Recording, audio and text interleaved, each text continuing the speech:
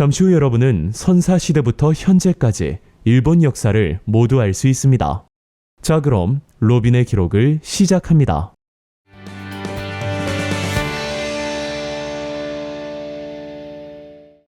약 1만 년 전, 일본 열도에서는 신석기 시대에 해당하는 조몬 문화가 등장하였습니다. 이 시기에는 조몬 토기와 간석기를 사용하였고 녹두와 표주박을 재배하는 등 농경이 시작되었지만 주요 생계수단은 수렵과 채집이었습니다. 사람들은 바닷가나 샘물을 얻기 쉬운 곳에 움집을 지어 생활하였습니다. 이들은 어패류를 주식으로 하고 사슴이나 멧돼지를 사냥하거나 도토리, 밤, 호두 등 자연에서 얻을 수 있는 먹거리를 채집하여 식량으로 삼았습니다. 이후 기원전 3세기경, 청동기와 철기 제작 및 벼농사 기술을 가진 사람들이 대륙과 한반도에서 일본의 규슈 북부로 이주하면서 야요이 시대가 시작되었습니다. 야요이인들은 처음에 목재 도구와 간석기를 사용해 논을 경작하였지만 시간이 지남에 따라 쇠를 덧댄 농기구를 사용하면서 농업 효율이 크게 향상되었습니다. 청동기는 주로 제기와 장신구 제작에 사용되었고 철기는 생산 도구와 무기 등 다양한 용도로 활용되었습니다. 기원 전후 일본 열도에서는 야요이 문화의 확산과 농업 생산력 발전에 힘입어 정치체가 출현하였습니다. 3세기경에는 야마타이국을 중심으로 약 30개의 소국이 연합체를 형성하였습니다. 야마타이국의 히미코 여왕은 제사장적 성격을 가진 지배자로서 종교적 권위를 바탕으로 나라를 다스렸으며 239년에는 중국의 위나라에 사신을 파견하여 친위 외왕이라는 칭호를 받았습니다. 공동으로 한 여인을 왕으로 세우고 히미코라고 불렀다. 귀도를 행하고 백성을 미혹하였다. 나이가 먹도록 남편을 맞지 않고 남자 동생이 있어 통치를 보좌하였다. 이와 같이 진수의 삼국지 위서 동의전을 통해 히미코 여왕의 기록을 확인할 수 있습니다. 4세기 무렵 출현한 일본의 야마토 정권은 여러 소국들을 통합하며 통일 국가로 발전하였습니다. 이후 6세기에는 쇼토쿠 태자가 중국과 한반도로부터 유교와 불교를 비롯한 다양한 선진 문물을 수용하고 이를 바탕으로 관료제를 정비하는 등 중앙 집권 체제를 강화하였습니다. 또한 불교를 적극적으로 진흥시켜 일본 최고의 불교 문화인 아스카 문화가 크게 발전하였습니다. 이 시기에 건립된 대표적인 사찰인 호류사에서는 고구려 출신 승려 담징이 금당 벽화를 그리기도 하였습니다. 7세기에 들어서면서 야마토 정권은 중국의 발전된 문화와 기술 습득을 위해 유학생과 승려를 포함한 사절단인 견수사와 견당사를 중국에 파견하였습니다. 이 과정에서 645년 당의 정치와 문화를 배우고 돌아온 유학생들이 중심이 되어 다이카 개신을 일으켰습니다. 이들은 당의 율령 체제를 모방한 중앙 집권 체제를 적극 수용함으로써 왕권을 강화하고 국가의 중앙 집권화를 이루고자 하였습니다. 이후 7세기 말에는 일본이라는 국호와 천황이라는 군주의 칭호를 사용하기 시작하였습니다. 701년에는 다이호 율령을 반포하여 재래를 담당하는 신기관과 정치를 담당하는 태정관을 설치하고 태정관 아래에 행정을 담당하는 팔성을 배치한 이관 팔성제를 실시하였습니다. 이로써 일본은 천황을 중심으로 국가 권력을 확립하고 율령을 토대로 한 정치 체제를 정비하였습니다. 또한 조용조 세법을 실시하고 당나라 균전제의 영향을 받아 토지 분배 제도인 반전수 수법을 실시하였습니다. 이러한 제도들은 일본의 중앙 집권화를 강화하고 사회 및 경제적 기반을 공고히 하는데 중추적인 역할을 하였습니다. 8세기 초 야마토 정권은 수도를 헤이조쿄로 이전하였습니다. 중국 당나라의 장안성을 본따 도시를 건설하였고 이로써 나라 시대가 시작되었습니다. 나라 시대의 일본은 신라와 당과의 문화적 교류를 강화하기 위해 견신라사와 견당사를 파견하여 양국의 문물과 제도를 적극 수용하였습니다. 또한 전국을 국과 군으로 세분화하였고 국가에서 토지를 할당받은 농민들에게 관료제를 통해 조세를 징수하는 율령 국가 체계를 확립하였습니다. 나라 시대에는 수도인 헤이조쿄를 중심으로 귀족적이고 국제적인 성격의 문화가 발달하였습니다.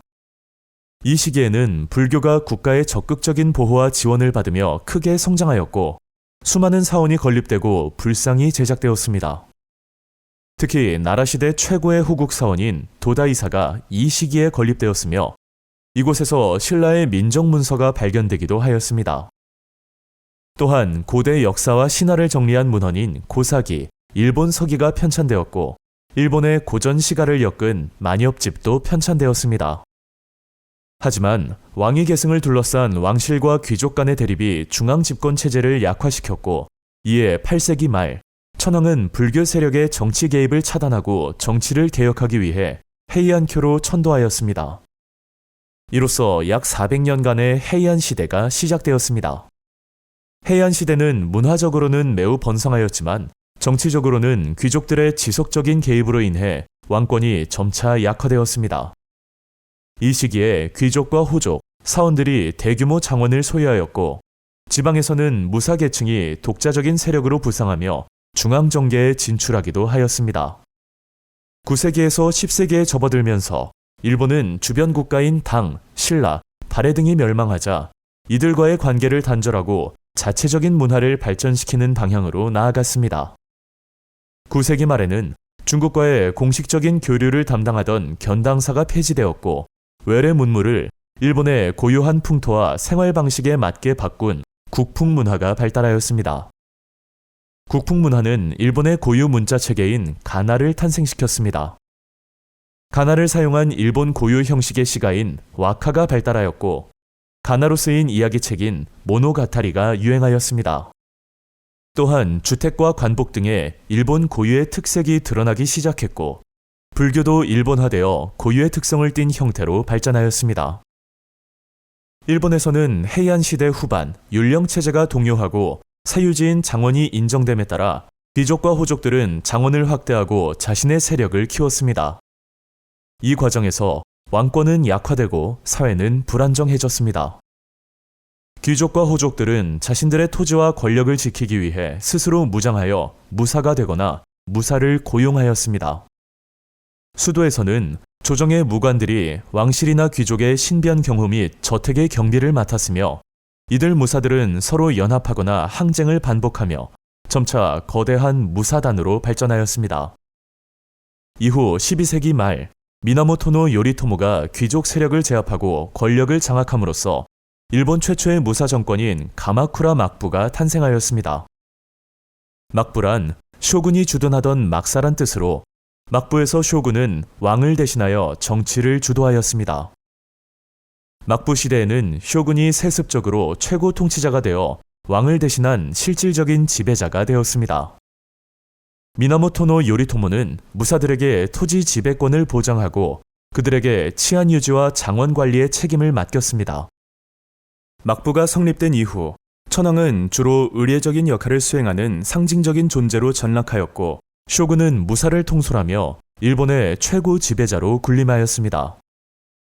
쇼군의 가신인 무사들은 중앙에서 부여받은 권력을 바탕으로 지방 정치를 주도하였습니다. 이로써 쇼군을 수장으로 하는 막부가 실질적인 정치 권력을 행사하는 일본 특유의 봉건제 사회가 형성되었습니다. 무사 정권인 가마쿠라 막부의 등장으로 헤이안 시대의 귀족 문화에 무사들의 가치관과 생활 양식이 더해져 문화 전반에 반영되었습니다. 특히 문학에서는 전쟁과 무사의 삶을 소재로 한 설화집이 다수 출간되었습니다. 이러한 작품들은 귀족의 몰락과 무사의 승리를 묘사하며 당시의 사회적, 정치적 변화와 무사 계층의 부상을 반영하였습니다. 견당사 폐지 이후 일본과 중국 간 공식적인 국교는 중단되었지만 민간 무역은 계속해서 이루어졌습니다. 이 시기에는 송해 동전이 대량으로 유입되어 일본 내에서 화폐로 사용됨으로써 화폐 경제가 크게 발달하였습니다. 또한 황무지 개간으로 경작지가 확대되었고 벼의 품종 개량을 통해 일부 지역에서는 쌀과 보리를 번갈아가며 재배하는 이모작이 가능해졌습니다. 이로 인해 농업 생산력이 크게 향상되었고 주요 도시에서는 상인들의 활동이 활발해져 농산물과 생활용품을 교환하는 시장이 정기적으로 열리기 시작하였습니다. 수공업도 발전하여 장원에서 전문적인 수공업자들이 활약하였고 상공업자들은 동업조합을 조직하여 공동의 이익을 도모하였습니다. 이외에도 선종과 성리학이 도입되고 새로운 불교 종파가 성립되는 등 새로운 문화적 움직임도 나타났습니다. 하지만 이렇게 발전하던 가마쿠라 막부는 13세기 후반 원나라의 침입을 두 차례 방어하는 과정에서 정치적, 군사적 긴장이 고조되었고 무사들 사이의 불만과 분열도 심화되었습니다. 이러한 갈등은 사회체제를 크게 흔들며 막부의 쇠퇴를 가속화하였습니다. 이후에도 혼란스러운 정국이 이어졌고 14세기 초 아시카가 다카우지가 교토를 기반으로 무로마치 막부를 세움으로써 가마쿠라 막부의 시대는 막을 내렸습니다. 1336년 아시카가 다카우지는 고묘 천황을 옹립하여 교토의 북조를 수립하고 무로마치 막부를 개창하였습니다. 한편 고다이고 천황은 교토를 떠나 요시노의 남조를 세우고 자신이 정통임을 주장하였습니다. 이로써 일본은 남조와 북조의 두 왕조가 대립하는 남북조 시대에 접어들었으며 이는 1392년까지 계속되었습니다. 무로마치 막부는 감합무역을 통해 명과 교역하고 왜구를 단속하였습니다. 감합무역은 무로마치 시대에 명과 일본 간에 이루어진 조공무역으로 국가가 파견하는 정식 사절 따님을 증명하는 감합부라는 공식 증서를 소지한 선박에게만 교역을 허용하였고 이를 통해 국가 간 공인된 무역이 보장되었습니다. 일본은 감합무역을 통해 경제적 안정을 이루었지만 무역의 실권은 점차 지방의 다이묘들에게 넘어갔습니다. 무로마치 막부 시대에는 서민 계층의 성장이 두드러지며 경제적, 문화적 발전이 이루어졌습니다. 수리시설이 정비되어 이모작이 전국적으로 확산되었고 상공업자들의 동업조합인 자의 종류와 수가 크게 늘어났습니다. 이에 따라 화폐 유통이 확대되면서 경제 활동이 활발해졌고 원거리 상업도 발달하였습니다. 또한 일본의 전통 문화를 대표하는 다도와 꽃꽂이가 이 시기에 발전하였습니다. 15세기 후반 무로마치 막부는 쇼군의 후계자 자리를 둘러싼 온인의 난이 벌어지자 쇠퇴하기 시작하였고 이로 인해 약 100년간 전국시대가 계속되었습니다. 전국시대의 일본은 외부 세계와의 접촉이 늘어나며 서양 문물이 유입되기 시작하였고 특히 조총과 크리스트교가 전파되어 일본 사회에 새로운 영향을 미쳤습니다. 오다 노부나가의 뒤를 이은 도요토미 히데요시는 일본의 전국시대를 통일한 후 임진왜란과 정유재란을 일으키며 조선을 침략했습니다. 하지만 정유재란 중 히데요시가 사망하며 조선 침략은 실패로 돌아갔고 일본은 권력 공백이 발생하였습니다. 이를 기회로 삼은 도쿠가와 이에야스는 1600년 세키가하라 전투에서 승리하며 일본 전역의 지배권을 확립하였고 이를 기반으로 1603년에 에도에 새로운 막부를 설립하며 에도 시대를 열었습니다. 에도 시대의 일본은 막부와 번으로 구성된 막번 체제를 통해 전국을 통치하였습니다. 쇼군은 중앙정부와 자신의 직할지를 지배하며 정치 군사적 권위를 행사하였고 지방의 다이묘들에게는 번이라 불리는 영지를 주어 그들의 독립적인 지위를 인정하였습니다. 막부는 엄격한 법규인 산킨코타이 제도를 통해 다이묘를 강력하게 통제하는 한편 천황을 정치에서 배제하여 막부의 통제력을 강화하였습니다. 산킨코타이 제도는 다이묘들을 정기적으로 에도에 머무르게 한 제도로 이 제도에 따라 다이묘의 가족은 에도의 인질로 머물고 다이묘는 경년 주기로 에도와 자신의 영지에 교대로 거주해야 했습니다. 산킨코타의 행렬의 규모는 다이묘의 세력에 따라 달랐지만 일반적으로 수백 명에 달하였습니다. 다이묘는 수행 인원을 이끌고 에도와 영지를 왕복하는 데 드는 비용과 에도와 영지에서의 이중 생활비를 감당해야 했으며 이러한 경제적 부담은 다이묘들의 재정을 악화시켜 그들의 정치적, 군사적 영향력을 약화시켰습니다. 이처럼 중앙집권과 지방 분권이 결합된 막번 체제는 봉건 체제의 특징을 가지면서도 막부가 강한 권력을 가지고 있었기 때문에 중앙집권적 봉건 체제라고도 불립니다. 이는 메이지 유신까지 260여 년간 유지되었으며 일본의 정치적 안정과 사회적 평화를 유지하는 데 기여하였습니다. 에도 시대에는 병농 분리를 통해 사회적 계층과 역할이 엄격히 구분되었습니다. 병농 분리는 도요토미 히데요시가 시행한 전국적인 토지 조사와 무기 몰수를 통해 무사, 농민, 존인의 신분을 고정한 정책이었습니다. 이 정책은 이들의 거주 공간을 명확히 구분하였을 뿐만 아니라 직업과 신분 이동도 금지하였습니다. 병농 분리를 통해 무사는 농촌을 떠나 다이묘의 성을 중심으로 건설된 조카마치에 거주하게 되었고, 이로써 조카마치는 군사 및 행정의 중심지 역할을 하였습니다. 상인과 수공업자는 무사의 일상생활과 군사적 필요를 충족시키는 물품을 제작하기 위해 조카마치에 모여 살며 존인층을 형성하였고, 무사와의 관계를 통해 상업과 수공업을 발전시키며 경제 발전에 기여하였습니다. 16세기 경부터 포르투갈과 에스파냐 등 서양 상인들이 동아시아로 진출하면서 일본 상인들의 해외 진출도 활발해졌습니다. 에도 막부는 해외로 나가는 상인들에게 슈인장이라는 무역 허가증을 발급하여 교역의 공신력을 높이고 통제를 강화하고자 하였습니다. 슈인장은 특정 상인이나 배에 발급되었으며, 이를 소지한 상인들은 막부의 보호 아래 안전하게 해외 무역을 할 수 있었습니다. 그 결과 일본 상인들은 동남아시아 각지에 진출하여 경제적 이익을 추구하였고, 동남아시아 여러 지역에 일본인 마을이 형성되었습니다.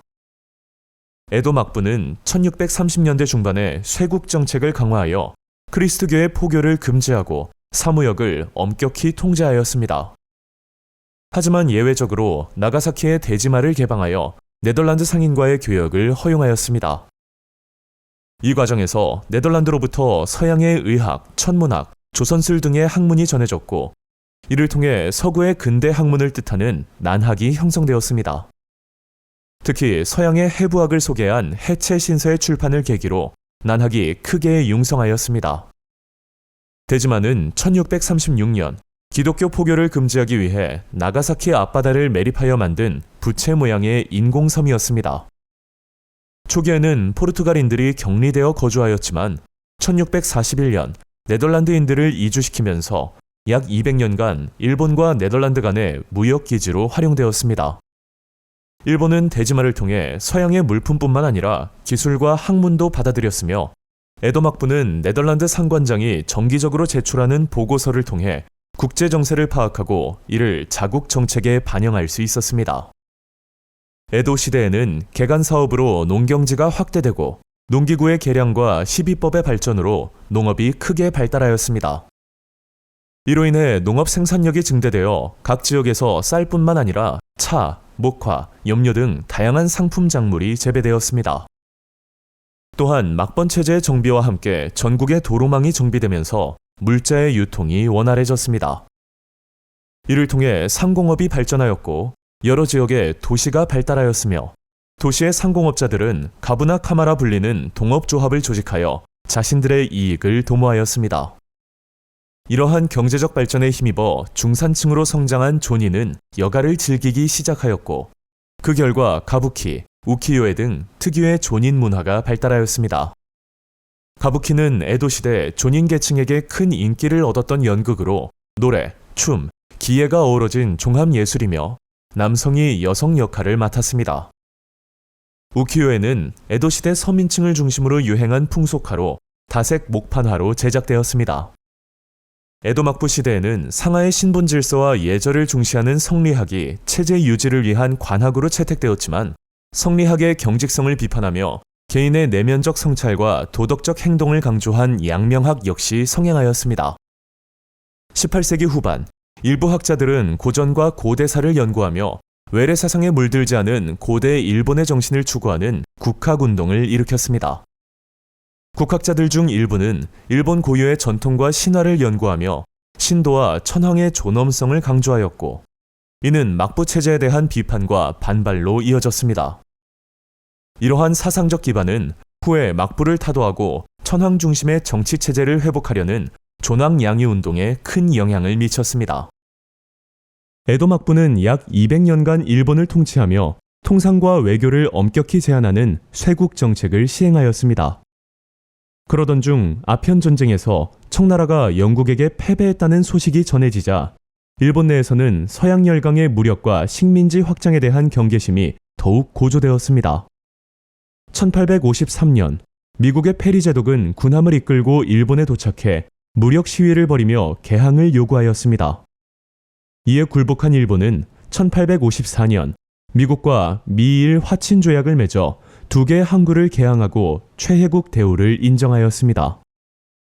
이어 1858년에는 미일 수호 통상조약을 체결해 추가로 항구를 개항하고 치외 법권을 인정하였으며 관세 자주권을 상실하여 수입품에 대한 관세를 자주적으로 정할 수 없게 되었습니다.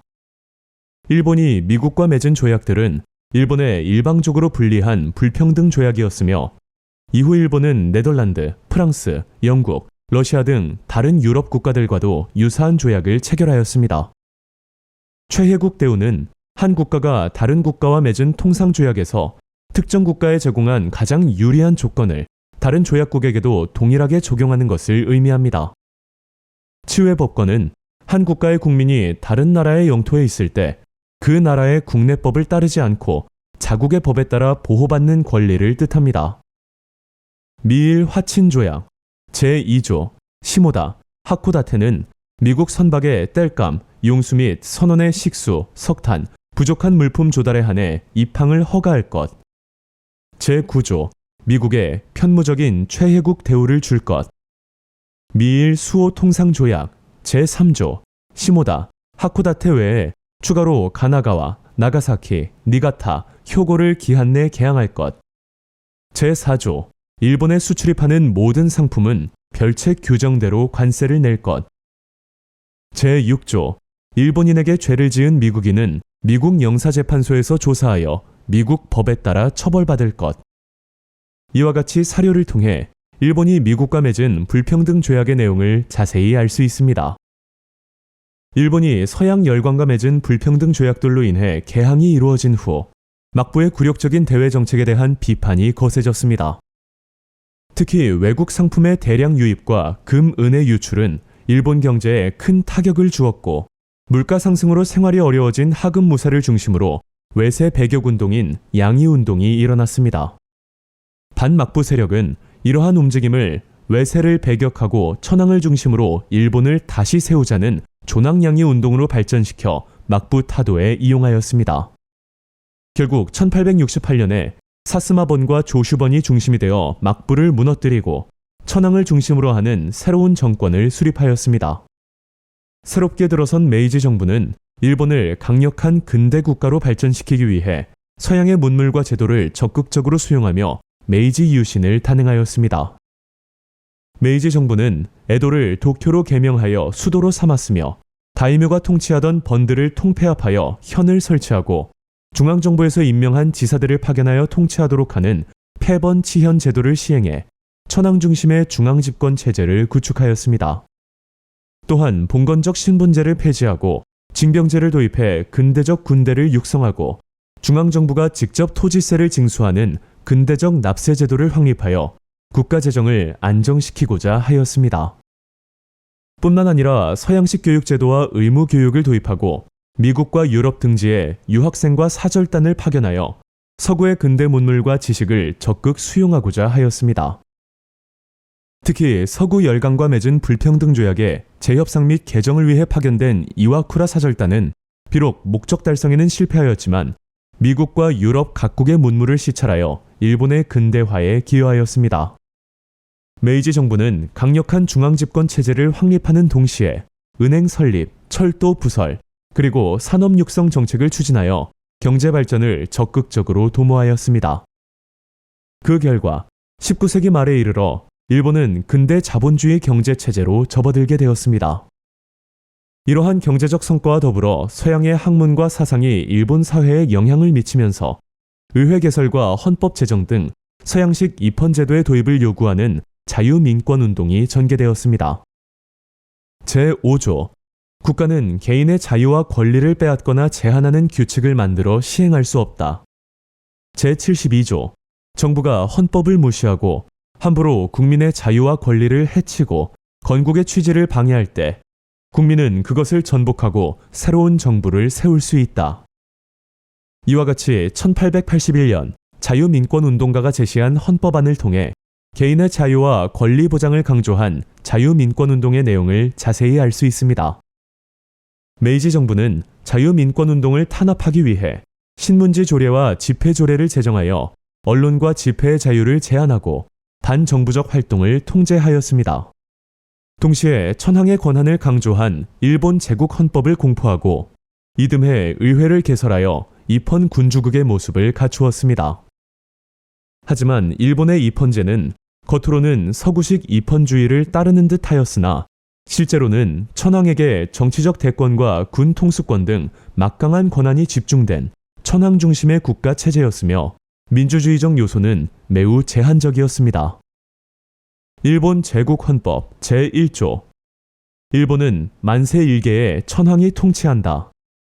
제4조 천황은 국가의 원수로서 통치권을 총괄하며 헌법 조항에 따라 이를 행한다. 제13조 천황은 전쟁을 선포하고 강화를 맺으며 재반조약을 체결한다. 이와 같이 사료를 통해 일본 제국헌법의 자세한 내용을 알 수 있습니다.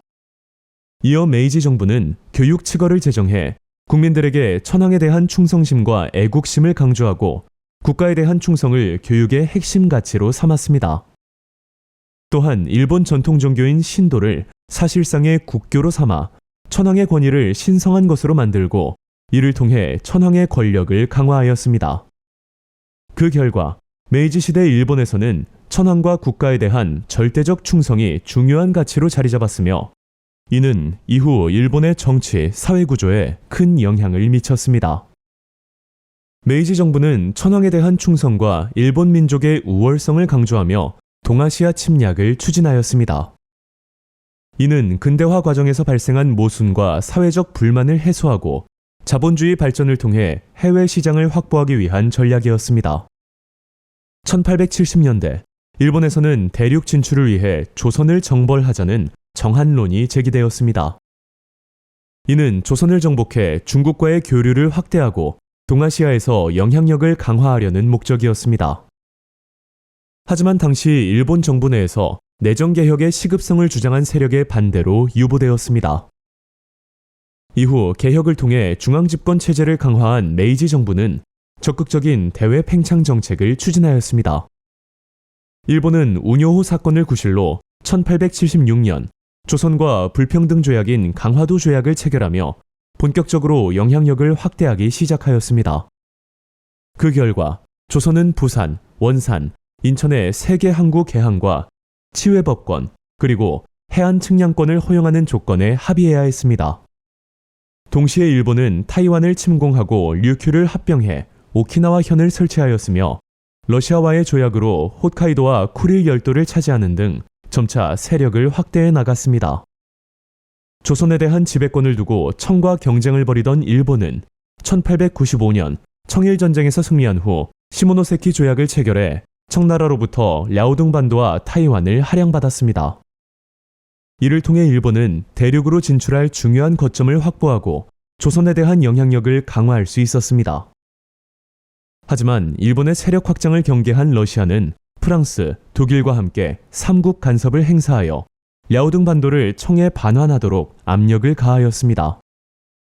삼국 간섭 이후 러시아가 만주와 한반도에서 영향력을 확대하려 하자 일본은 1902년 영국과 영일 동맹을 체결하고 미국과도 우호 관계를 맺어 국제사회에서 자신들의 위치를 강화하고자 하였습니다. 이후 1904년 일본은 러시아 함대를 기습 공격하며 러일 전쟁을 일으켰습니다.